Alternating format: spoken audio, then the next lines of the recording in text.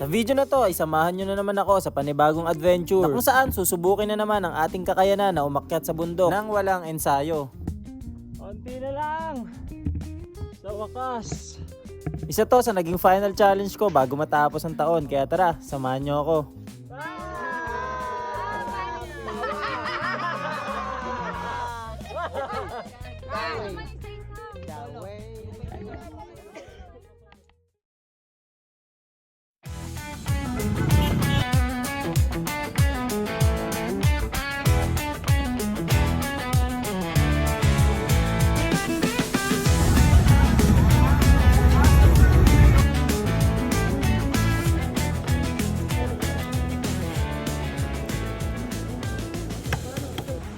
Kakaland lang namin dito sa Itogon, Ampukaw, Benguet. And masyadong matagtag yung biyahe kaya kape muna tayo, chillax lang. Tapos ang daming dahil year end nga to, December 28. Maraming tao kaya maaga-aga rin talaga yung biyahe. Parang ilang halos van to nagsilabasan. Nandito kami sa may court, sa Ampukaw court nga. Tapos dahil nga pagod sa biyahe, kailangan natin magkape. Hindi na ako ganun nag-get up. May kita nyo yung setup natin yun, ano na lang, short yun. Kasi nga hindi naman ganun kalamigan, pero malamig siya. Bali ayun, waitings na lang tayo sa kung anong mangyari, sa kung anong ganap dito. Dahil first time nga rin natin to na valid yung aakyatin natin. May mga snacks naman na mabibilan dito. Kung wala kang nabibili, hindi ka pa nakakabili. May mga snacks lang, like mga biscuits, kape, ganun. Tapos kung ano pang mga laman tiyan, kaya hindi mo na kailangan magdala, or kung nakalimutan mo man, dito sa mismong Ampukaw court, Ampukaw, merong mabibilan. Tsaka mga poles, ganun, mga damit meron din.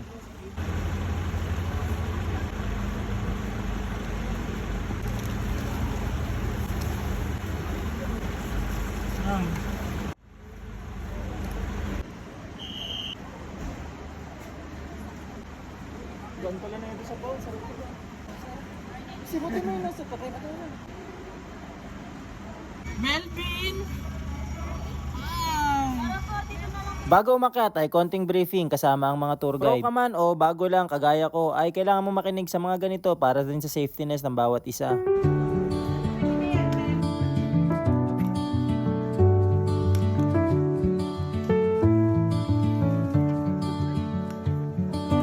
Maliwanag na nung nakarating kami sa jump off, sayang nga yung mga dala naming ilaw at hindi nagamit masyado.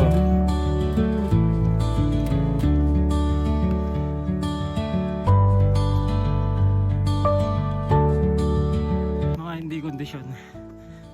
Ito pinakondisyon on the spot condition. 1.32 km pa lang.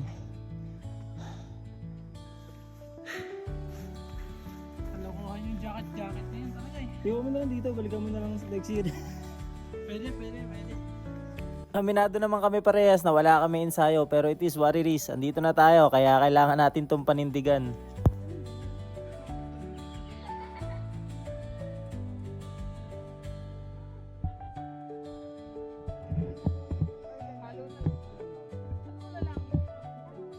Iba talaga yung ganda ng bundok dito sa Benguet.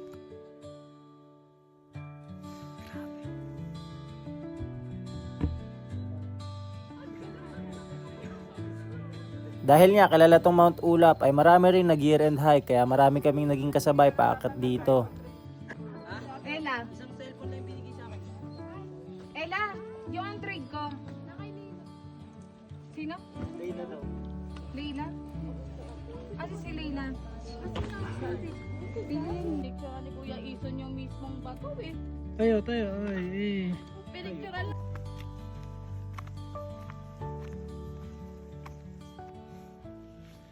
Ay, pwede naman kasi uminom ng tubig. 9 na kayo na tayo. 9 ba? 6 lang? 6? 9 daw? 6 ba? Kuya, ilang kilometers po? 9. Nakakailan na? Nakaka 3. Nakakala pa lang parang mamamatay. Kuya, kaya mo po kami buhati packet? Hirap ng may lagnat.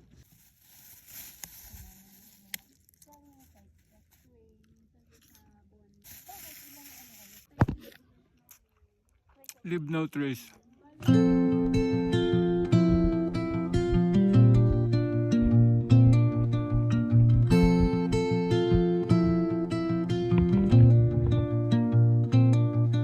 Under the boughs where the shadows play, the wind hums songs at the Pagod.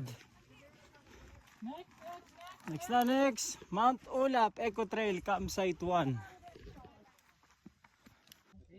Diyan na rin niya.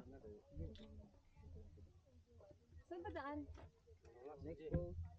8 AM na guys, pero tignan nyo, sobrang ganda ng Sea of Clouds. Grabe. Dito yan sa may Benguet, solid. Mount Ulap.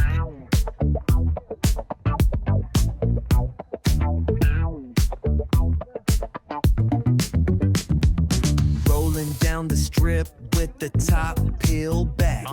Sunshine beaming, yeah, the west where it's at. Palm trees swaying, cool breeze in the mix. Sidewalk popping, got my sneakers doing tricks. Hey, we riding real smooth. So smooth. California grooves. Kaway, tingnan natin kung gaano kalayo. Kaway, ayun o. Ayun o, salita ka, salita. Kung nasan kami, nandito lang ako kumakaway. Dito makita. Andito ako, tataas ng pa ako. Ay kasi ito lang yan oh. Okay sa hiking. Mula dito sa peak na to guys, ay second peak naman daw is doon. Tindahanan. Habang nakikita yung Sea of Clouds.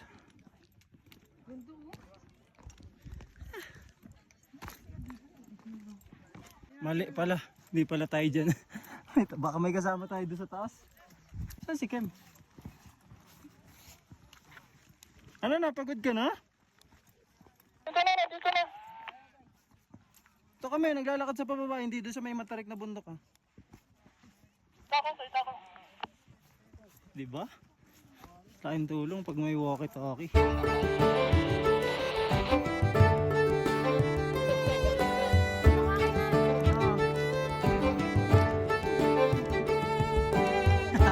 Pusa lang po.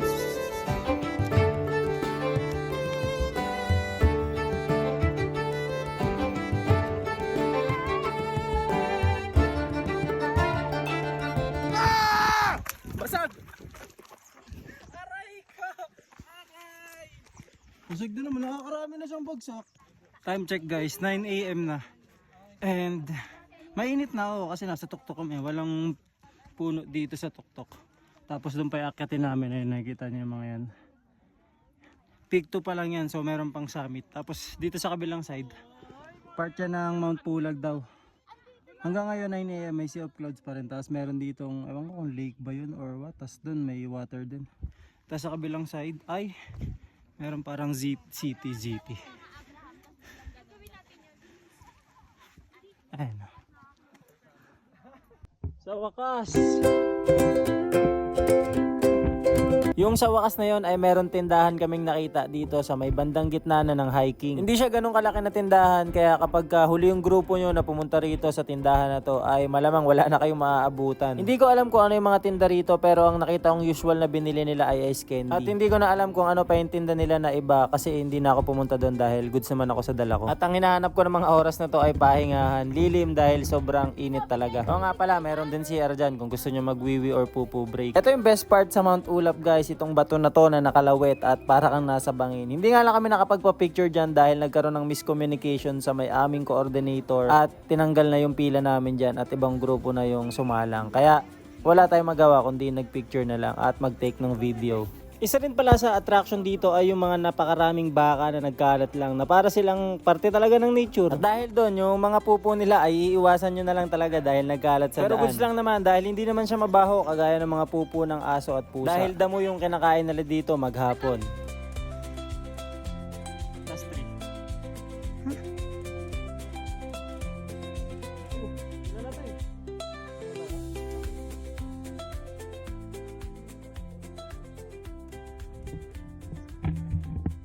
Konti na lang. Dito naramdaman ko na yung konting pagod dahil wala ng puno na masisilungan. Dahil napakalaking epekto talaga ng sikat ng araw para madrain ka. Kung susumahin siguro sa 100% energy ko nung umakyat kami, nasa 80 na lang to ngayon nitong malapit na. Bali nagtanong kami dito sa guide namin kung saan tong daan na to. Bali exit daw yan, shortcut kung gusto mo na makarating doon sa may karinderya pababa. At yung peak daw ay mismong nandun na sa may tuktok. Pero para saan pa yung pagod natin ngayon kung hindi naman natin mararating yung summit. Kaya yun, binanata na natin.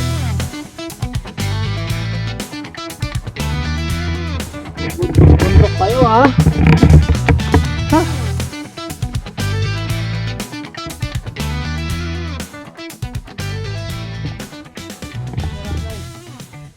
Pahinga muna ako dito.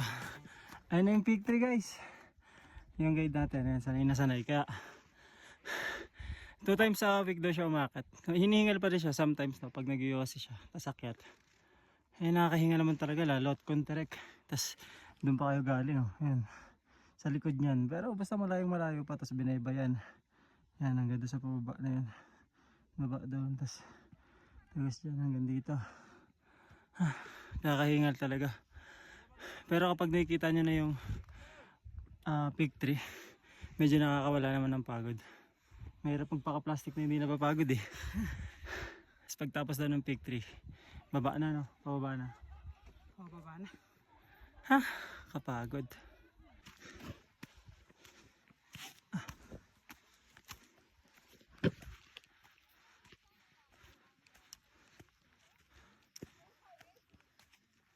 Saan ka na, Kem? Dito na kami sa peak tree.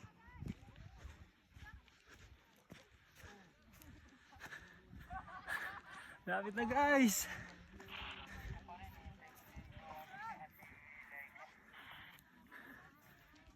Summit na ako! Summit na guys!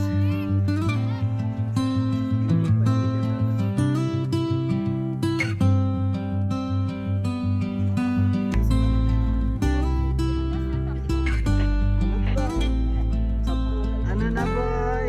Wala ka na. Wala ka. Picture na ako. Picture ka na doon. Baliw may pag na. Meron pa ba doon? Ano na puno na? Asan na radyo mo? Kem. Patayin na kuya na, Isan. 1, 2, 3. Yung masaya.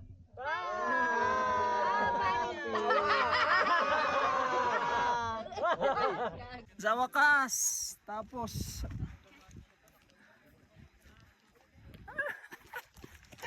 dito na pumunta sa tindahan.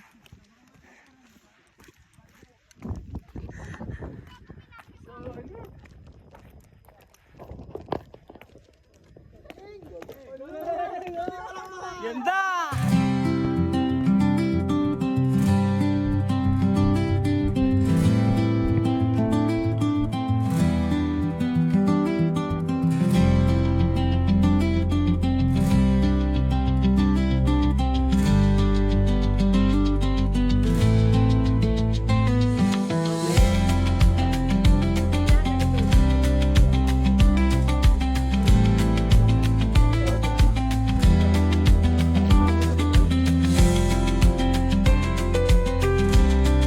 Grabe, hindi ko akalain na aabot ako dito. From mga araw na nagdududa ako kung kakayanin pa ng tuhod ko hanggang sa ngayon na nakatayo ako dito sa summit ng isang major hike. Hindi naging madali, may sakit, may takot, may mga pagkakataong gusto ko nang bumaba. Pero pinatunayan ng bundok na hindi lang ang lakas ng katawan ng kailangan, kundi tibay ng loob. Kasi imaginein mo nga naman, isang lalaki ang umakyat sa isang major hike na may ACL sa tuhod. Kaya para sa lahat ng may injury, pinagdadaanan o pinagdududahan ng sarili, hindi ka nag-iisa. Dahan-dahan man, basta tuloy-tuloy, makakarating ka rin sa tuktok. Kaya maraming salamat kung nakarating ka sa part ng video na to. At salamat din sa bundok na paalala na kaya ko pa hanggang sa susunod na akyats. Pero syempre, magpapasalamat din ako sa partner ko na sinamahan ako bumili ng hiking bag. First time ko gumastos sa ganito para sa ganitong activity. Kaya maraming salamat sa partner ko. Yun lang, bye bye guys! Hey, kala mo talaga vlogger. 8 AM na, uy.